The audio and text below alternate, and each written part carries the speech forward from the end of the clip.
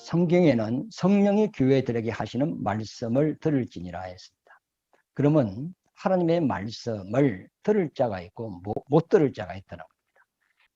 그러니까 하나님의 말씀을 들을 수 있는 귀가 닫혀 있는 자에게 아무리 하나님의 말씀을 가르쳐도 그들은 그것이 이해가 잘 되지 않습니다. 목사가 교회에 설교를 할 때 교인들이 예를 들어 그 말씀의 의미를 깨닫는 사람이 몇 사람이나 될까? 사람들이 세상에서 하나님을 모르고 살다가 교회에 와서 하나님의 말씀을 듣는다고 바로 믿음이 들어가느냐? 절대 그렇지 않습니다. 그동안에 하나님을 보는 눈이 닫혀 있었고 그 다음에 기도 막혔고 마음도 막혀 있었단 말이죠. 그러니까 하나님이 살아있는지 전혀 모르는 거죠. 눈, 귀, 마음이 다 닫혀 있는 상태다 말이죠. 근데 그 사람이 하나님 말씀을 듣는다고 바로 아멘, 말로는 아멘 하지만 사실 그 깨달아지는 거 아니거든요.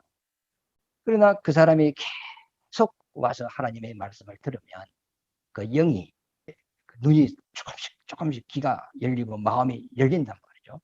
그래서 성령 감화 감동이라 하지 않습니까? 성령께서 말씀으로 자꾸 자극을 준단 말이죠. 충격을 주고 감동을 주고 막 그럴 때 그동안 닫혀있는 눈, 귀, 마음이 조금 열리면서 마침내 아멘 깨달아진단 말이에요. 그러니까 귀가 열려서 하나님의 말씀을 깨달아지는 사람은 이 하나님의 말씀이 송이꿀보다 더 달다 이렇게 표현을 했거든요. 그러니까 알고 싶은 거예요. 말씀에 사모함이 있고 성경을 보게 되고 또 설교를 듣고 싶고 성경 공부를 하고 싶고. 왜? 이 성경이 깨달아지니까 자기에게 기쁨이 되고 자기에게 행복이 되고 소망이 되니까 이 말씀에 대한 상당한 어떤 관심이 있단 말이죠. 그래서 그 귀가 열린 사람은 어느 교회 가더라도 그 말씀을 듣고 자기 영혼에 충족이 되지 못하면 갈등이 일어나고 굉장히 힘듭니다. 그래서 자기 영혼에 충족될 수 있는 그 말씀을 찾아 움직이거든요.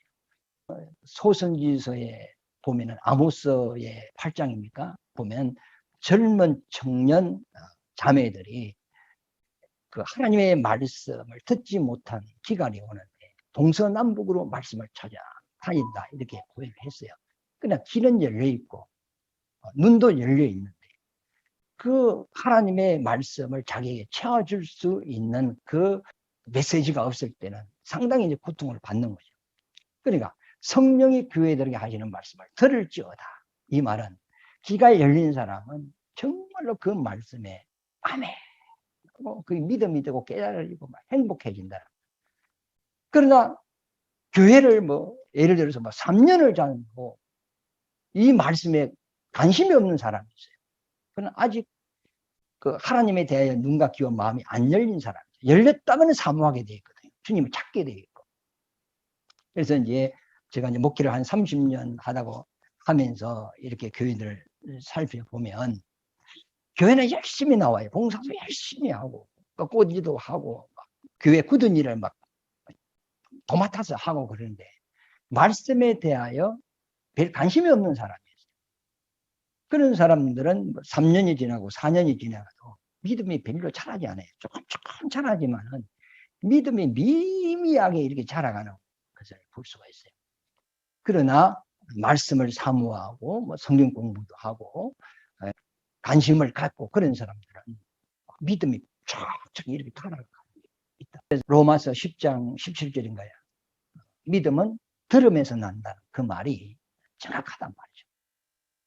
그래서 성령의 교회들에게 하시는 말씀을 들을지어다 하셨는데 저와 여러분은 이제 귀가 열려서 이제 주님의 말씀도 듣고 깨닫고 주님의 기쁨이 여러분의 기쁨이 되시기를 예수 이름으로 축원합니다.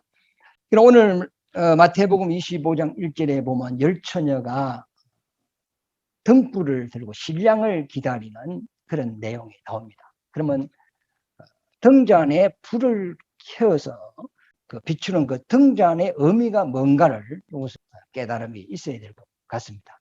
출애굽기 27장 20절에서 쭉 읽어보면 하나님께서 모세를 불러서 율법을 내립니다.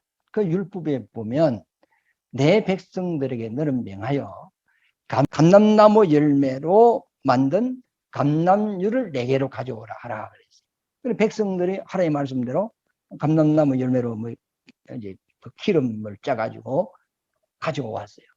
그 기름을 제사장이 성전에 그 촛대가 있는데 그 촛대에 보면 등잔이 7개가 이렇게 있습니다.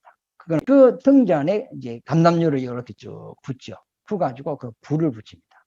그래서 불을 붙여서 그 앞에 있는 그 떡상을 싹 비춘단 말이죠. 그 촛대 등잔에 붙이는 불은 세상에서 발생된 불이 아니고 하나님께서 이스라엘 백성들에게 그 범죄단의 희생양을 잡아서 제사를 드리려 했어요. 그래서 강야에서 하나님의 그 율법에 의하여서 짐승을 이제 잡아서 범죄단 위에 딱 놔놨는데 하늘에서 불이 쑥 내려와가지고 그 제물을 태웠단 말이죠.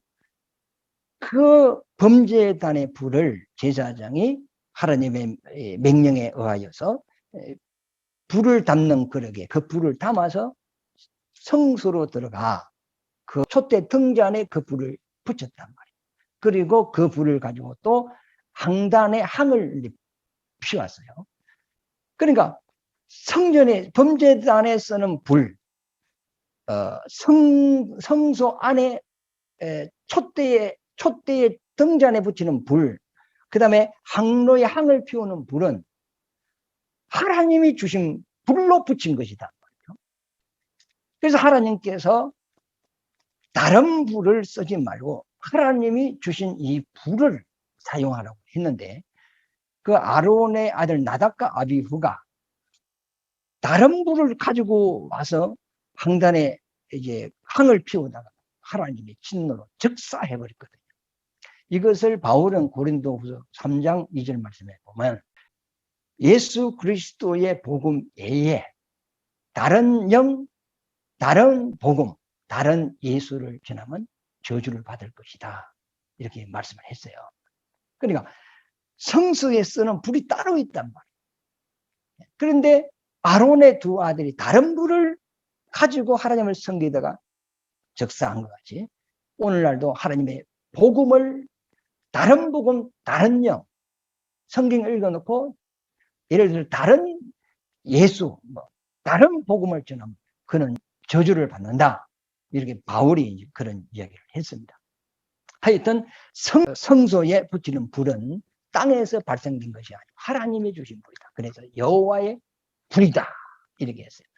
그러면 촛대의 등잔에 이제 그 기름을 부어서 불을 밝히면 불은 비치는 역할을 한단 말이에요. 그러면 어디를 비추느냐 하면 촛대 바로 앞에 보면 떡상이 있습니다. 그 떡상 위에는 떡이 12개가 있고 그 다음에 포도주가 있단 말이죠. 그것은 예수님에 대한 어떤 비유인데요. 포도주는 예수님의 피 흘림에 대한 것이고 그 다음에 떡은 예수님이 우리에게 주시는 생명을 의미하는 겁니다. 그래서 예수께서 십자가에서 피 흘려서 우리 인류 죄를 사하시고 그 다음에 죽은 자 가운데서 3일 만에 부활하여서 자기를 믿는 자에게 생명의 떡을 주는 거죠.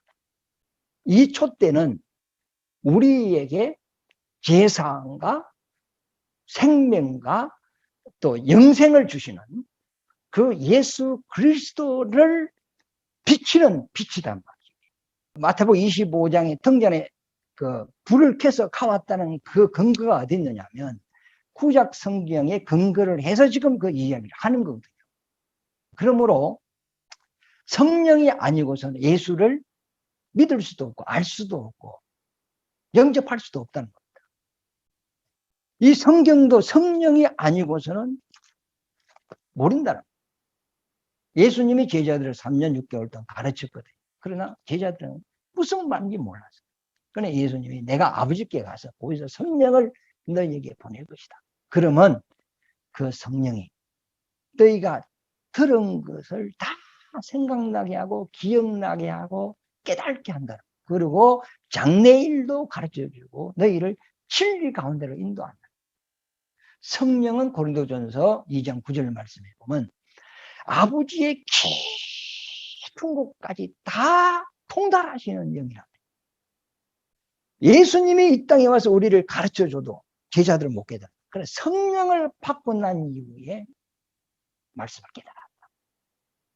지금도 마찬가지. 이 성경은 성령의 감동을 입은 사람들이 기록했다고. 이 기록할 때는 얼마나 뜨거움이 있고 이 깨달아지고 믿어지고 확신이 있기 때문에 이걸 기록했다. 그런데 우리는 이걸 성경을 읽으면 하품이 나고 막 졸리고 막 재미도 없고 막 이렇다고. 왜? 깨달음이 없기 때문에. 그러면 이 성경이 예수에 대하여 기록되어 있는데 성령이 아니고서는 예수를 할 수가 없어요. 신학교 나왔다고 하나님을 아는 것도 아니고 그건 성령의 감동으로 아는 게 아니고 학문으로 공부로 아는 거죠. 신학 박사라고 성경을 바르게 해석할 수 있는 게 아니다. 고린도전서 12장 2절 말씀에 보면 누구든지 성령이 아니고서는 예수를 주라고 할 수 없다고 했어요. 우리 믿음도 고린도전서 12장이니까 믿음도 성령으로 된다고 그러잖아요. 아무리 무식하고 농사꾼이라 할지라도 성령에 감동되면 이 성경을 깨달아요. 마치 성전의 촛대에서 불을 켜서 그 떡상을 비추는 것 같이 이 성령은 오직 예수를 증거한다. 열처녀는 지금 뭘 들고 있느냐? 등불을 들고 있다. 그럼 등불을 들고 있다는 그 의미는 예수를 믿는 사람들, 그리고 아니까 신랑을 기다리는 사람들, 이것을 지금 우리에게 적용을 한번 해보면 우리 영혼은 등잔과 마찬가지고 하나님의 말씀은 기름과 마찬가지. 그러니까 내 영혼에 하나님의 말씀이 있다는 것은 내 속에 여호와의 불이 있다. 그러면 여호와의 불이 있다는 것은 예수를 아는 사람, 하나님을 아는 사람, 영의 세계를 아는 사람이다. 자기가 왜 태어났으며 무엇을 위하여 살며 나는 어디로 가고 있는가? 그리고 나는 부활할 것이다. 주님은 재림할 것이다. 그리고 나는 하나님의 자녀로서 천국에서 살 것이다. 이런 가보지도 않고 세상 사람들이 전혀 의식할 수 없는 이 영적인 세계를 아는 거예요. 왜? 여호와의 불이 있으니까, 빛이 있으니까, 영적 세계를 볼 수 있는 그 말씀이 있으니까 이 확실하게 아는 거다. 예수 믿는 사람한테 천국 갈 자신이 있습니까? 모르겠어요. 뭐 있으면 가고 뭐 없으면 할 수 없고. 이게 아직까지 불이 없는 사람. 우리가 봉사를 해도 우리가 주의 전도를 해도 확신이 있기 때문에 하는 거예요. 예물을 드리는 것도 확신이 있기 때문에 하나님의 예물을 드리는 거죠. 그래서 지금 보면 그 교회 안에 다 하나님의 말씀을 들을 수 있는 귀가 열린 사람은 아니거든. 아주 쭉 열린 사람도 있고 팍 열린 사람도 있겠죠. 그러나 우리 속에 빛이 있다면 우리 신앙생활이 완전히 달라지는 것이다. 그래서 성경에 보면은 너희는 세상의 빛이요 소금이라 그러죠. 그 소금은 민수기에 보면은 하나님의 변치 않는 언약의 말씀을 소금이라 했어요. 염분기가 있으면 안 썩잖아요. 다른 거야 뭐 반찬 여름에 만들어 놓으면 며칠만 가면 쉬어서 못 먹습니다. 그러나 젓갈 같은 거는 뭐 한 달, 두 달, 1년 나눠도 안 상하죠. 그것을 이제 비유로 해가지고 하나님의 말씀은 영원히 변치 않는 영원한 말씀이라는 그런 의미로서 그 말씀에 소금을 칠하 해가지고 소금 언약의 말씀이라는 거죠. 그러면 그 말씀이 자기 안에 있으면 그게 이제 성령의 기름이죠. 기름이 있는 사람은 자기 속에 불이 있는 거잖아요. 그러니까 먼저 자기가 구원의 확신이 있고 또 확실한 그 믿음이 있는 거예요. 그리고 그 자기 속에 불이 있는 사람은 이것을 이제 말 안에 두지 않고 등경 위에 두어서 우리 주위에 있는 또 이웃들이 또 그 빛을 보고 구원을 받는다는 거예요. 그런데 내 속에 빛이 있다는 것은 세상 빛이 아니고 하나님의 빛이다. 하나님을 알게 된 빛이다. 누가복음 한번 펴보세요. 누가복음 12장 35절인데요. 누가복음 12장 35절 읽어보겠습니다. 허리에 띠를 띠고 등불을 켜고 서 있어라. 너희는 마치 그 주인이 혼인집에서 돌아와 문을 두드리면 곧 열어주려고 기다리는 사람과 같이 되라 그랬어요. 그러니까 허리에 띠를 띠고 등불을 켜고 서 있거라 그랬어요.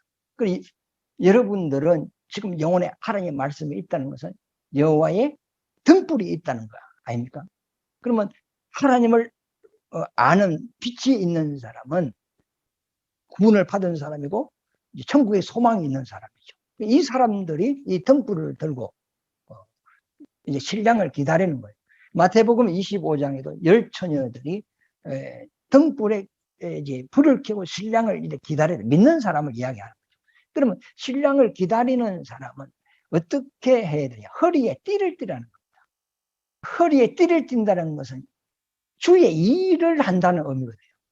허리는 힘을 상징해요. 허리 아픈 사람은 아무 일도 할 수가 없잖아요. 주의 일을 하면서, 전도하면서, 하나님을 섬기면서. 그러니까 주의 일을 왜 할 수 있느냐? 자기 속에 빛이 있기 때문에. 그래서 이렇게 전도하면서 신랑이 혼인집에 갔다가 다시 돌아올 때까지 기다리라 그랬어요. 그러면 신랑이 지금 예수님은 어디 갔냐 하면 이방으로 갔다는 거예요. 이방에 왜 갔느냐? 이방을 구원해서 자기 신부 삼으려고 이방으로 갔다는 거예요. 근데 이방으로 갔다가 다시 이방에 복음을 전하고 다시 이스라엘로 돌아온다는 거예요. 다시 돌아올 때까지 등불을 가지고 하나님의 말씀을 이제 믿고 그 다음에 허리에 띠를 띠고 주님을 이제 주의 일을 하면서 주님을 기다리는 그에게는 복이 있다. 이거는 지금 누가복음 12장 이것은 이스라엘을 이야기 이제 하는 거죠.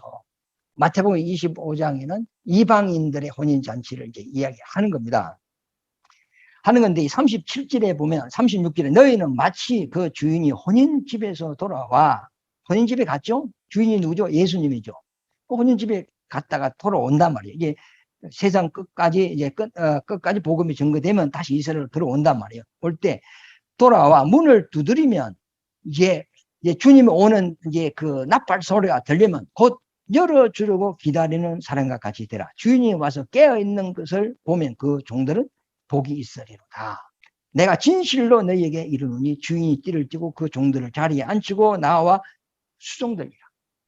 그러니까 엄청난 영광을 이들에게 준다는 거죠. 믿음을 지키는 자에게는.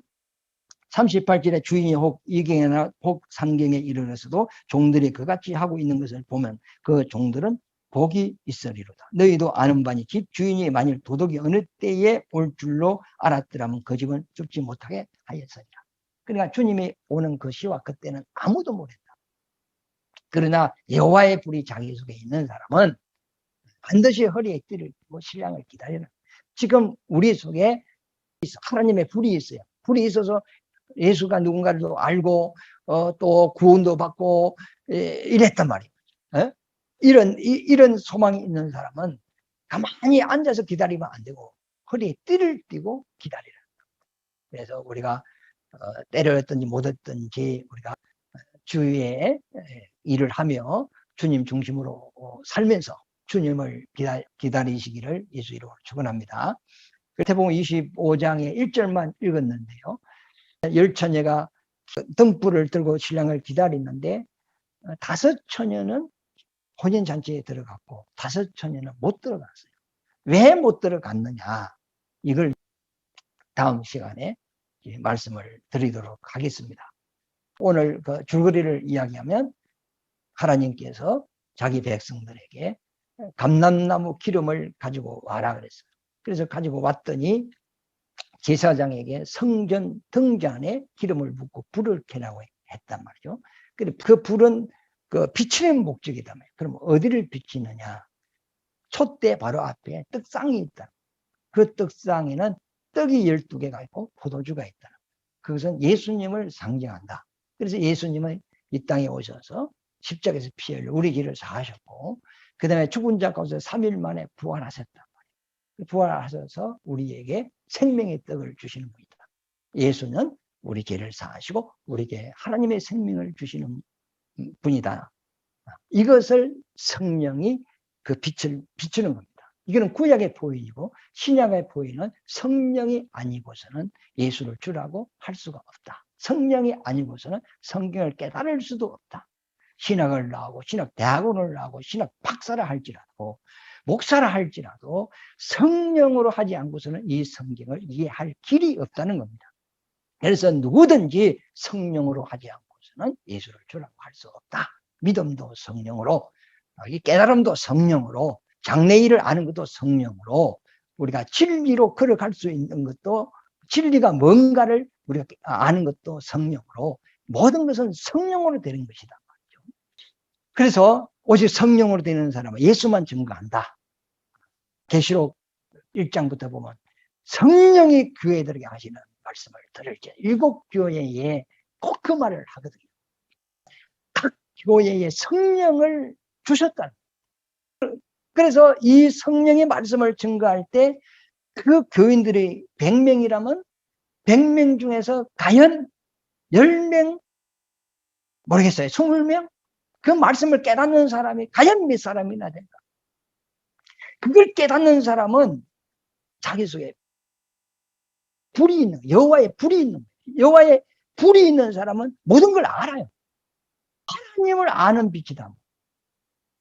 세상 사람들은 이 세상 것은 너무 잘 알아요. 똑똑해요. 돈 버는 방법도 훨씬 우리보다 더 뛰어나요. 그런데 뭘 모르냐. 그들 속에 하나님의 불이 없어요. 그러니까 하나님을 몰라요. 예수 믿고 천국 갑시다. 천국이 어디냐. 내세가 있습니다. 아예 사람이 죽으면 끝이지. 그들은 빛이 없어요. 불이 없어요. 캄캄해요. 천국도 몰라요. 지옥도 몰라요. 아무것도 몰라요. 세상 것밖에 몰라요. 그러나 하나님께서 우리에게 불을 주셨다. 곧 성령으로 말씀을 주셨어요. 그 말씀을 가진 자는 자기가 누군가를 아는 거예요. 나를 지은 자가 하나님이시고. 왜 사람을 지었지? 사람을 지은 목적이 뭐지? 그 목적을 안단 말이에요. 그러니까 비록 세상에 산다 할지라도 주님의 말씀에 따라서 사는 거죠. 그래서 등불을 가진 자는 반드시 허리에 띠를 띠라는 거예요. 그 등불을 가진 자는, 하나님의 빛을 가진 자는 띠를 띠라는 거예요. 띠은 뭐죠? 하나님의 일이에요. 당신이 하나님을 안다면, 하나님의 빛이 있다면 주님의 일을 안 할 수가 없다. 그래서 오늘 열처녀는 등불을 가지고 왔어요. 신랑을 예수를 예수를 아니까 기다리는 거죠. 그러나 기다리는 자 중에 5명은 혼인잔치에 들어가고 5명은 못 들어갔어요. 왜 못 들어가실까? 그걸 성경에서 이야기를 하고 있습니다. 하여튼 저 속에도 여호와의 불이 있고 여러분 속에도 여호와의 불이 있습니다.